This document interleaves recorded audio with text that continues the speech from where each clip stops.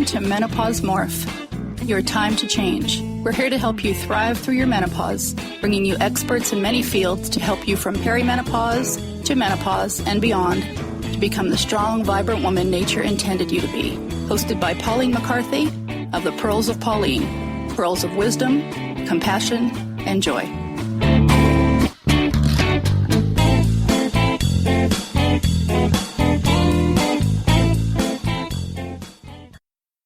Hello, welcome to this week's Menopause Morph, your time to change. Today, finally, we have, I say finally because we've promised her on many weeks ago, but finally she is here, yes, drum roll, Tristan Elizabeth Gribben. Tristan is the creator and CEO of Flow and is passionate about helping bring meditation to the world. She has been practicing meditation in serious earnest since the year 2000 and is a recognized meditation teacher today. Tristan grew up in Palo Alto, California, and graduated from the University of California at Santa Cruz with a BA in theatre arts. She worked for over 10 years as an actress in theatre, television and films, mainly in Ireland and Iceland until 2004. Since then, she has been on a path of transformation with a strong emphasis on meditation and deep spiritual work. She is an expert in modern-day meditation and in breakthrough breathwork technique. Tristan is an experienced entrepreneur and has extensive network of contacts and co-workers. She founded an organic clothing line called Sust, S-U-S-T, in 2008. Besides her family, meditation and spirituality, she is passionate about health, the environment, nature, organics and sustainability. So, welcome Tristan. Thank you so much, Pauline. I'm glad to finally be here with you.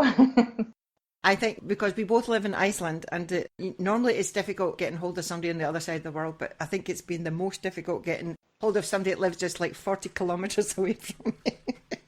I've been in a flow. Tristan is an expert on meditation and she's doing this. She has this new company called Flow, which is working with a company called CCP. They're making one of these virtual reality things, but it's a meditation thing, and it's like, I think it's the first time ever there's been a virtual reality meditation technique thingy bobby.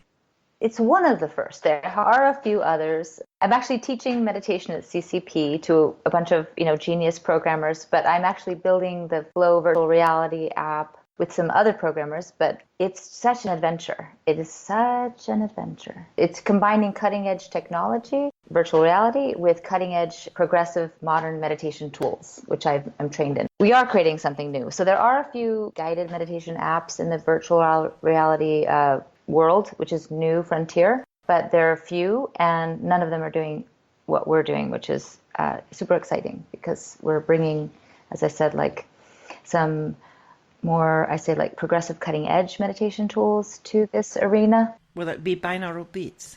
Yeah, we're going to use the power of music, binaural beats, sounds of nature. Sound will be a powerful aspect of what we do, as well as stunning visuals of nature. And Icelandic nature. Icelandic nature and guided meditation with breath and breath work and other types of tools that are very effective for us modern people who are living in stressful times. It's exactly what we need, and especially menopausal women. We go through a lot of stress. Yes, sometimes. we do. Oh now and again. So could you tell us a little bit about your own menopausal experiences? Yeah, well, so I'm 49. I'm turning 50 in August 15th. It's a big chapter, turning the chapter. I feel like I'm ready to go there and be free of my period. I've been feeling menopausal or pre-menopausal since my 40s, like since 40 really. I've had a lot of mood swings. I've had a lot of dramatic mood swings, and I've had a lot of energy roller coasters up and down, and I've had a lot of heavy periods, like crazy heavy periods. Like at one point 5 years ago, I thought maybe I should go to the hospital because it was like a gush of blood that was so much that nothing could stop it. And it was like my whole pants were just like blood everywhere.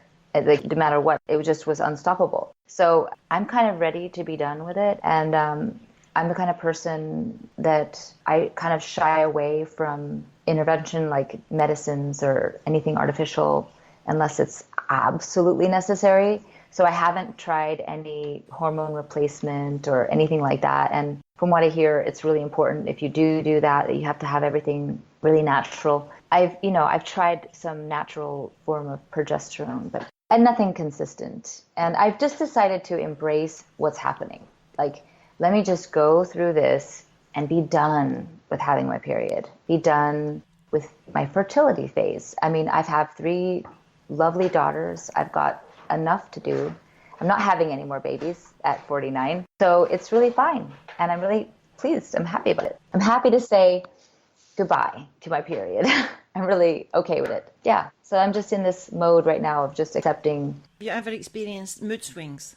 Yeah, major. I've had major mood swings. And do you use your meditation to help you with that? Absolutely. Absolutely. Meditation saves me again and again, because sometimes the mood swings are because of there's intensity of what's going on in my life, and sometimes it is a physical thing. But in either case, it's always helpful to just stop and instead of the moods, controlling you and, allowing myself to act like letting my personality flare up and be irritated or angry or whatever else could be, which of course happens. I'm a human being like everybody. I mean, we all have that, right? Meditation is that moment where you stop and you feel everything, because you can't help it when you actually just allow yourself to stop and take a moment and just slow down and be in your skin, be in your body, be in the moment. And then all of a sudden, maybe there's some tears or maybe there's some frustration to be released, or there's feelings to feel,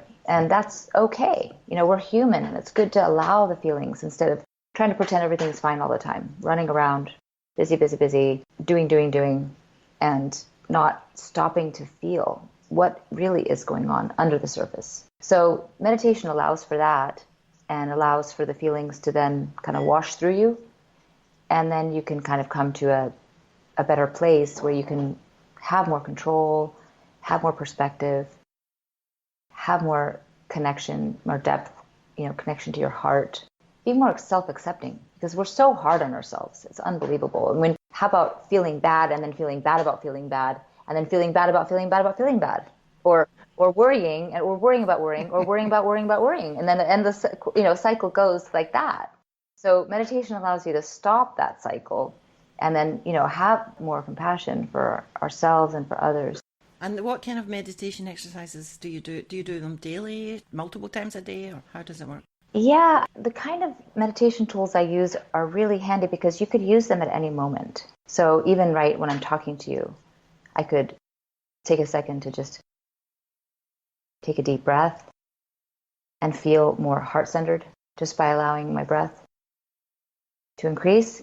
Like simple tools like that, you can use at any moment. Or like when I'm going to bed at night, I could breathe and set an intention for myself, have a focus, say some sort of a internal prayer or intention. These are wonderful tools. Or if I'm swimming in the swimming pool, instead of just mindlessly distracted, I could be using a mantra, or again, having an intention. Sometimes I use this mantra that I made up for myself, and I encourage people to do that. Make up your own mantra. Find a word or 2 words or 3 words or 4 words that you can just repeat to yourself. And by doing that, you start to draw that energy, that essence of the quality of that word to you, or you access that because it comes from within, and you sort of open up to it more. So I say to myself, for example, sometimes, calm, centered, focused, grounded. Calm, centered, focused, grounded. Because sometimes those qualities elude me. Well, while you're swimming. Yeah, while I'm swimming. To the breaststroke. Yeah, to the breaststroke. While I'm breathing, I'm saying that to myself, calm, centered, focused, grounded. And I start to feel more that way, because those are the qualities that I need to develop within myself. I'm a bit of a butterfly, and I like to be very active and busy, very social. And those qualities are the things that I'm cultivating. When you use the word mantra, sometimes when we talk about meditation and mantras, it kind of freaks some people out, that if they're very religious and they think, oh no, this is like a cult or it's another religion. Yeah. But it's not really a religious practice, is it? No, it's not, because, it's personal. So the word mantra, it probably comes from India. I need to look up the source. What you could say instead of mantras, you could just say having a focus or having an intention or connecting to it. What is it you are desiring personally? to attain, to gain for yourself? What do you want to have more of for yourself? What would make a difference to you? So that's beyond all religion. I mean, everyone, I think when it comes down to it, boils down, if you take all the religions and you gather them together, the essence of everything, if you boil it way down to the core, is that every single human being, really what matters most is love. Exactly. Or some would say God's love, but to some people God exists or is an issue. You know, just the core, like the love you feel that's in your heart. But basically meditation then, it's a technique just to be more in the now, centered, thinking about what you're doing instead of just being like a mindless automaton, you know? Yeah.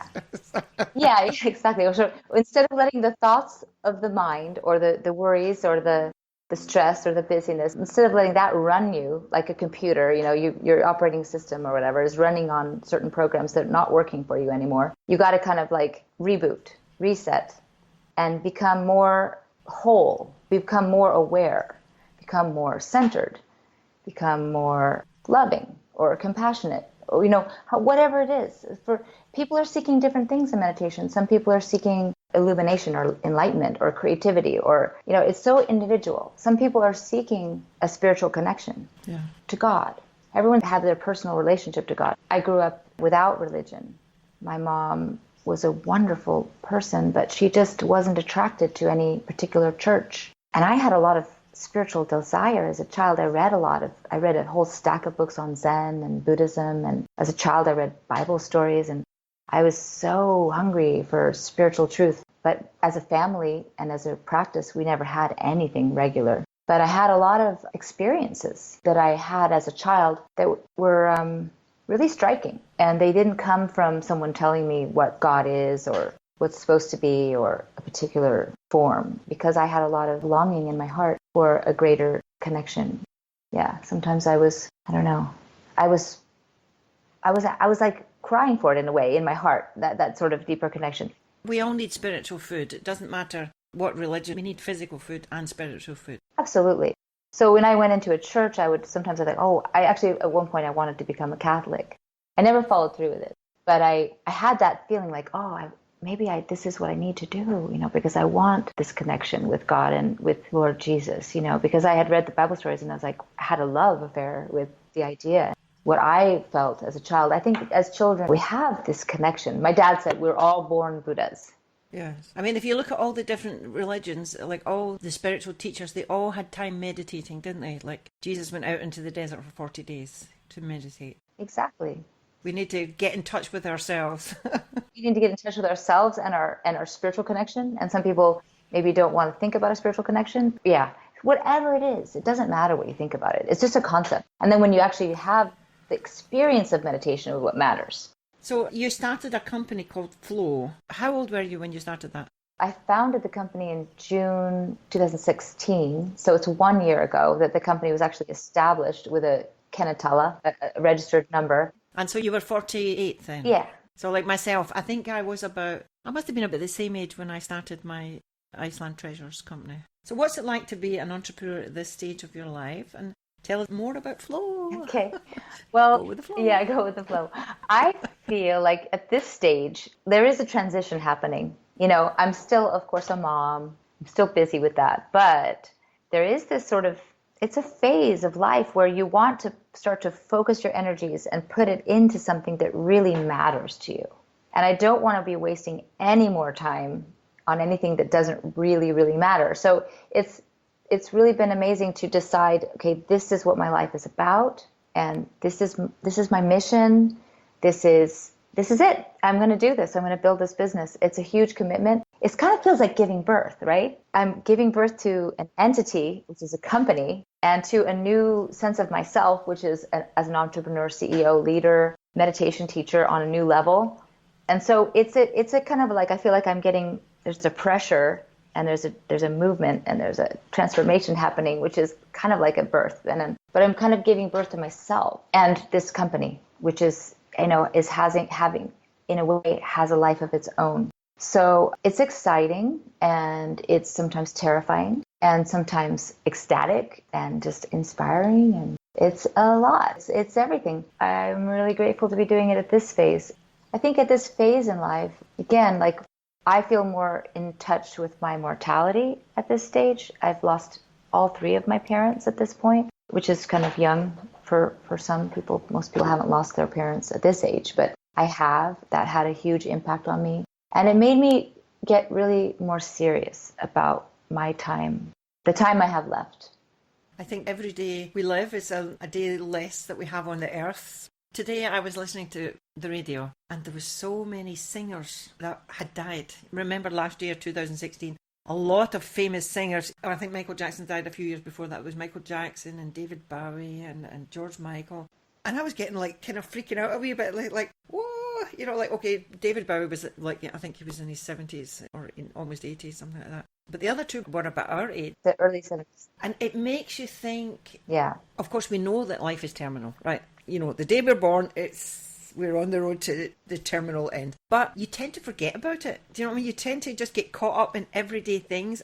Of course, it would be terrible if we were all the time just thinking, oh, I'm going to die. But we forget about it. And then when something like that happens, or like a loved one dies, as you say, it reminds us like, wait a minute, I only have a certain amount of time on this earth. And like yourself, I want to do something that can help improve the world. That's why I do this podcast. Yeah, I think it's great. I think it's great that you're doing this. I think it's wonderful because sometimes as a woman going through this phase, you feel quite alone. And there's nothing really much out there in the media about how it really feels and what you go through. And to have sounding boards and to have each other, bring the women together, talk about this stuff openly, it's a great thing you're doing. What you were talking about your children have grown up, basically mine as well. And most menopausal women who have children, not everybody does have children, but the ones who do, yeah. We have spent so many years taking care of them and putting them first, so that when we have like, you know, the empty nest syndrome, I have actually just gone into it for the first time last week. Fully blown empty nest syndrome last week. Wow. My oldest went off to pilot school, would you believe? Wow, congratulations, that's cool. He was back and forth for some years, but now that's it final. And I had a speaker on, one of the very first speakers in the 2015, and she said, she went into her son's room and went, oh, my son's gone to university, now he's gone. And then she went, I'm going to change it into an office. She changed it into an office. Exactly. You got to, I mean, it's amazing. So what we're doing, my son's had the whole basement. We are now changing the whole basement into an apartment. And we're going to rent it out. Fantastic. It's a new... Then I don't have to clean it. New chapter. It's a new chapter. But also, it's like a lot of women, when that happens, they think, what will I do now? I've spent all this cooking and cleaning for these kids, and even though maybe they're not so young kids, in their 20s, even 30s, but finally, it's like, you have all this time on your hands, and what do you want to do with it? Do you want to just sit in front of the TV? Or do you want to go on holidays? Or do you want to make, like you said, give birth to a new baby, which could be your business? Or it doesn't have to be a career. It could be a project. Like, I know one woman, and she started to work with the homeless. Yeah. Because she felt she had so much love to give, and she could help. So it doesn't have to be a business, but we have to find our path. Yeah, a purpose. So your purpose is flow. So what do you actually do in flow? So in flow, it's a combination of things. So one thing that I do, what I love to do, are teach workshops, like corporate workshops. And I've had a couple of them now, CCP, Colibri, Ölgerden, and I'm going to be doing more of that, more corporate workshops for big companies. I'm excited. So another thing that we do is we're creating an app, which involves virtual reality. I brought this to show you. So this is like... The people on the podcast can't see it, but eventually they'll see it on video. But yeah, you can just describe it while you hold it up. So imagine that you, in your smartphone, you could open up a virtual reality app, and then you could put your smartphone into what's called gear, virtual reality VR gear. It's a headset. It's a headset, kind of either cardboard or Samsung Gear or Oculus, or there's different ways you can use virtual reality. So depending on whatever access you're using, there's different platforms. You are able to access a meditation experiences, which are developed out of the flow method. So flow is a method I came up with a year ago in the Startup Reykjavik Accelerator program. And that's like a 6-mode meditation method, which you can meditate. You can use any time, day or night, no matter what you're doing, you can just by having some simple tools from one of these 6 modes, you can turn any moment into a moment of meditation. So the 6 modes are breath, or breathe, focus, movement, let go, calm, and rest or sleep. Those 6 modes cover, I think, practically every meditation tool that you could ever find. Okay. And could you give us a small example now? Take our readers through a small meditation. Yes. Okay. Absolutely. So before we could do that we have to remind everybody that if you're listening to this while you're driving, please stop it now, because, you might meditate and drive off the road or whatever. Yeah. Or you're on a cycle or something like that. Just stop it now and then listen to the rest when you get home. That's a good idea. So I'll let you begin. Okay. Thank you, Pauline. Okay, now we're going to have a moment to meditate. Just a brief meditation that will help you to connect within yourself, and you can access a quality, something that you're seeking in your meditation. So if there were something that you could gain in this brief meditation, a quality that you would like to find, it could be calm, clarity, peace, joy, energy, courage, inner strength, any of these types of qualities, something that is specifically important to you at this time in your life, at this moment. So just, find a word or a couple of words, a few words that express your heart's desire, what you'd like to find in this meditation. And as you repeat those words to yourself in your mind, take a deep, full breath. And you want to breathe from your belly to the top of your lungs, filling your lungs in every direction, the front, the back, the sides. Continue to take deep breaths. On the inhale, making an effort to really fill your lungs, stretching open your breath. And on the exhale, just relaxing and letting go of any effort or any tension in your body. Again, breathe in. Breathe in with strength and determination, opening up your breath. You might want to stretch your arms and really open up your rib cage on the sides, stretch a bit.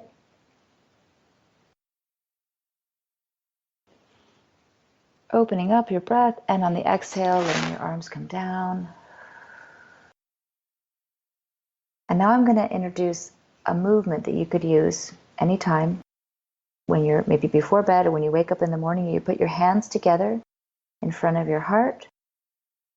And as you breathe in, you inhale, you stretch up, up, up. And you think of that word or words, those qualities you're seeking. Stretching open the lungs, and on the exhale, bring the hands back down to your heart. Let's just do this together a few times now. Hands together in front of your chest. Stretching up. Opening up your breath. Reaching for that quality. And as you exhale, it's like you're pulling it down and bringing it in to your heart. One more time, deep breath in, stretching up, opening the breath, opening up your heart, the area around your heart, and exhaling, and letting that quality sink in deeper in your heart. Okay, a brief meditation. We did it. Thank you very much. Okay, now I want to know, Pauline, what were your words, or what was your word? My word was calm, be calm, because today I've got this VAT and it's always a stress. I'm always stressed out about it. I was telling my son about it last night and he went, "Again, Mama?" He says, "You always promised to keep up the paperwork so that you wouldn't have this stress for the souvenir candy company." And then I'm doing the podcast, and then I also do a lot of charity work, and I do concerts, and I run the Foreigners Association, and it's like, Yeah. yes. And this last week, I'm not kidding, Yeah. I have been working 18 hours a day OMG. and falling into bed. In fact, there was one night I couldn't even climb the stairs. I was so tired. I just slept on the sofa for a couple of hours, Yeah. and then woke up and I had the energy to climb the stairs. See, that's our busy lives, and we make ourselves so busy. We're driven to make ourselves busy. I do the same thing. I'm so busy. Yeah. And then taking the time for meditation sometimes seems like the last thing you can do. But it's actually if you can do it, if you just make that moment, just taking a deep breath, just stretching, opening up your breath, getting a focus. Like what is that quality you want to find? Oh, calm. I want to be calm, or I want to feel centered. I don't know. Sometimes for me, it's to be centered, more grounded. In the beginning, when you were doing it, it looked like I wasn't taking part. I was taking part in my mind, but I'm like just now I've got my hand around the microphone. Okay. Because my computer is having a hot flash. Oh. And the fan in the background, it makes a sort of fuzzy noise in the recording. So I was trying to save, because during the meditation I wanted to be as quiet as possible. That's so good. And there's always something that comes up in life, isn't it? Always. And I think if we get stressed out over the small things, that it just builds up and builds up over the time. Yeah. Yeah. So when you were talking about CAM, and I was thinking about CAM and this VAT thing, and then I thought, even if I'm late, it's not the end of the world. No. It's not the end of the world. I can put it in tomorrow. Maybe I have to pay a fine or something like that. But it's not the end of the world. What would happen if, like, say, for example, I did die today, right? Say I died, and then there was nobody to put that report in. Do you think the government would come after me and say, okay, you get out your grave because you have to pay this thing because you haven't put it in a time? No. Do you know what I mean? It's Exactly. we tend to get worried about things. Of course, we want to do things correctly and we want to get things in on time. Yeah. But not to the detriment of our health. Yeah, exactly. And in the past, I have done that. I have made myself sick with worry. Yeah. And now, to be honest, I was going to use a French word there. I don't give a F, Yeah. a fluffiness. I mean, I do, but do you know what I mean? It's like, I remember one time I was in New York at some kind of conference, and it was Louise Hay. She's an amazing lady. Yeah, she is. And afterwards, I'd met some people there, and we went out somewhere. Oh yeah, now I remember what it was. For some reason, my Icelandic credit card wouldn't work in New York. Oh. And sometimes it's like this. If you go to another country, your bank doesn't recognise it, and so they put a block on it in case it's been stolen. Yeah. Which is a good thing. Yeah. But I had to phone them, and it was the weekend, and the Icelandic banks don't open at the weekend. Like in Britain, they have 24 hours, 7 days a week. You can phone them, but not in Iceland. No, they go on holiday at the weekend. Yeah. And I had no money. I couldn't get money out of the cash bank, and I was really, really, really stressed out. And this man, he said, Pauline, just relax. Do what Louise Hay was saying. And we did this kind of meditation thing, and I calmed down. And then he says, Now think about it. He says, is there any other way you can go about this? Can't remember now what I did, but I think I phoned somebody and they wired me money, and this man loaned me money, and then I would get the money the next day through Western Union anyway, it worked out fine. Do you know what I mean? Yeah. But if that man hadn't said to me, Pauline, calm down, breathe, think about this, relax, meditate, then I would have probably been just a pile of rubbish on the floor, just crying my eyes out. You know what I mean? Over something that wasn't necessarily a real problem. I mean, even if I hadn't eaten that night, maybe my body would have done better with a little bit of fasting. Exactly. Fasting is good. Yeah. Yeah. So we're coming near the end of our time. So are there any last words you would like to tell our readers, give them advice on how they should meditate, why they should meditate, when they should meditate, or anything? Yeah, see if you can somehow just set an intention for yourself about meditation.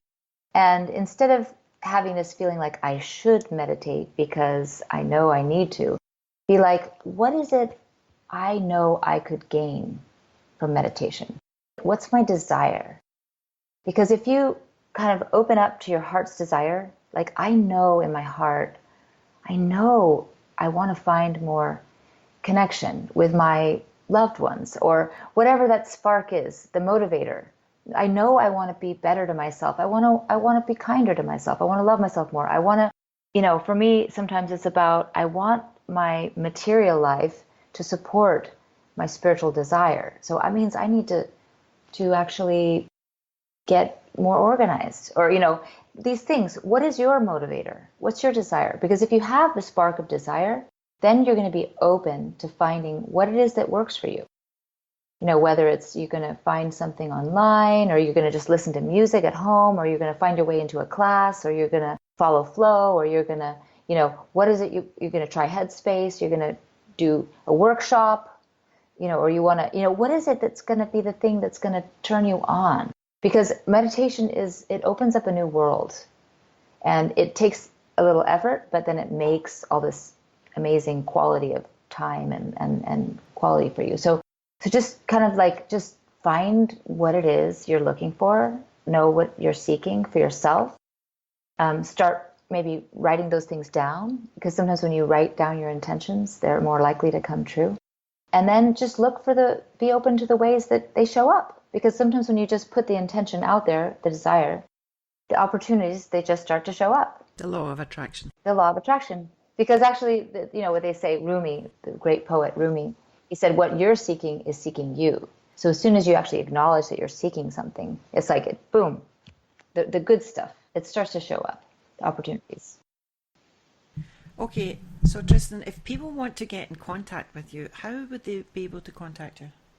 I think the best way to reach me is if you're on LinkedIn, find me, Tristan Elizabeth Gribben. I'm the only one there with that name. And you can also find me on Facebook at Tristan Gribben. Send me a message. You can go to my website, flow.is, and send a message. Those 3 ways are really good ways to reach me. Okay, and do you have any videos on Facebook or something like that where people can see you doing the techniques, or on your website? Yeah, we have. There are 2 1-minute meditations on our website, and on Facebook there's even more. So yeah, check it out. Excellent. We will do that. Thank you. Well, thank you very much, Tristan. It's been amazing. It's been well worth waiting for you. Oh, good. I'm so glad. I'm so glad we could do this. Thank you, Pauline. I'm really grateful. Yeah. Thanks for coming. And we'll see you all on next week's episode. Bye for now. Bye for now. Thank you.